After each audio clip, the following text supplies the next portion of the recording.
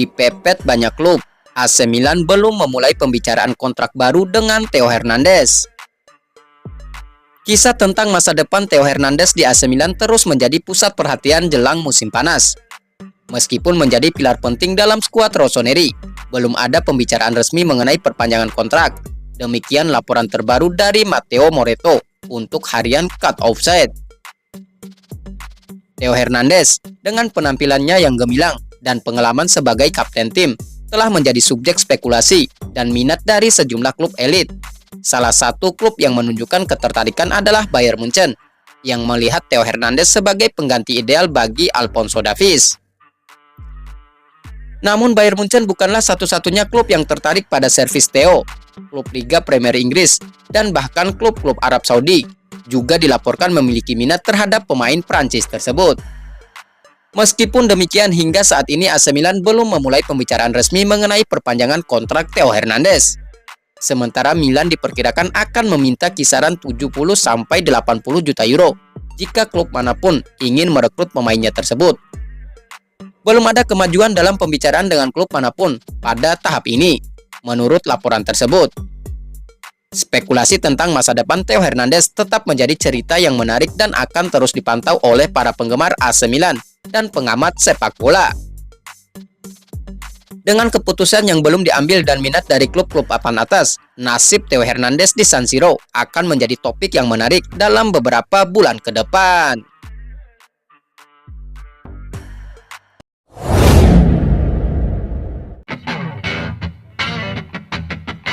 AC Milan raih catatan tim terbanyak cetak gol lewat open play. AC Milan buktikan diri sebagai tim paling efektif di Serie A. Statistik buktikan anak asuh Stefano Pioli jadi tim terbanyak mencetak gol dari open play. Seperti yang dilaporkan oleh Sky Sport Italia, AC Milan punya ambisi untuk meningkatkan gaya permainan mereka dengan 10 pemain yang didatangkan pada jendela transfer musim panas lalu. Selain itu, Stefano Pioli sendiri sudah beberapa kali menekankan konsep dominasi selama 90 menit. 7 bulan kemudian, statistik itu membuktikan hal yang sama. Rossoneri menempati posisi kedua di Serie A dalam hal dribble sukses, dengan rata-rata lebih dari 9 dribble yang berhasil per pertandingan, tepatnya 9,2. Ini hasil dari upaya para pemain mengalahkan lawan dalam pertarungan 1 lawan 1. Rafael Leao menempati peringkat ketiga di Serie A dalam hal dribble, di belakang Mathias Sol dan Kvaratskhelia, serta bersaing dengan nama-nama seperti Christian Pulisic dan Theo Hernandez. Strategi Rossoneri hampir selalu bertujuan untuk mencapai keunggulan numerik dan mencetak gol melalui serangan langsung. Tidaklah kebetulan bahwa Milan menjadi tim yang paling banyak mencetak gol, dengan 39 dari 55 gol mereka di Serie A tercipta dari permainan terbuka, lebih dari 70% dari total gol Milan yang disebabkan oleh permainan build up, bukan bola mati.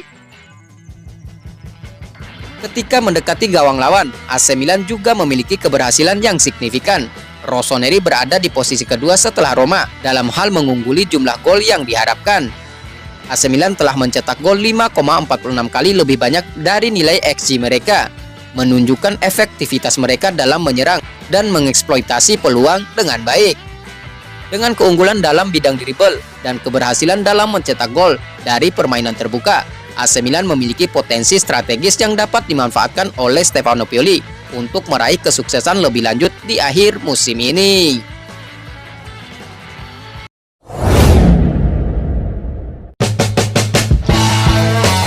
Bicara tentang mimpi, Davide Calabria ingin main di final UCL. Bek kanan AC Milan Davide Calabria tunjuk Kakak dan Shevchenko sebagai sosok favoritnya. Calabria ingin bermain di final Liga Champions. Berbicara kepada radio Serie A via Milan News, Davide Calabria bicara tentang beberapa pemain AC Milan yang jadi inspirasinya dan mengungkap impiannya untuk bermain di Serie A. Saya punya foto Kakak dan beberapa kaos. Bukan asli karena kami tidak mampu membelinya saat itu. Kakak adalah salah satu pemain terkuat dalam sejarah. Dia adalah salah satu pemain favorit bersama Seva, ujar Calabria. Apa yang dia lakukan untuk Milan sungguh luar biasa. Poster membantu Anda bermimpi, mendapatkan inspirasi. Saya punya banyak pemain di Milan yang menginspirasi. Anda bisa memilih satu dengan mata tertutup.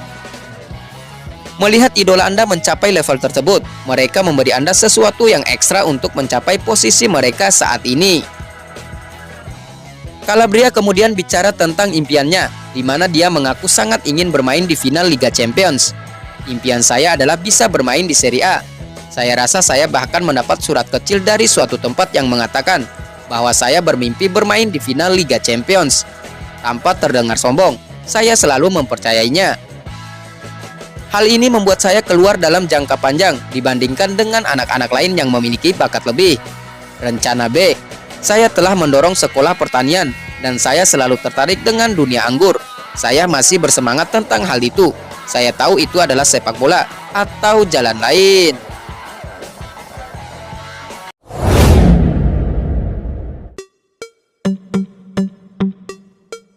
Sebelum bek kanan, Davide Calabria dulu bermain sebagai gelandang.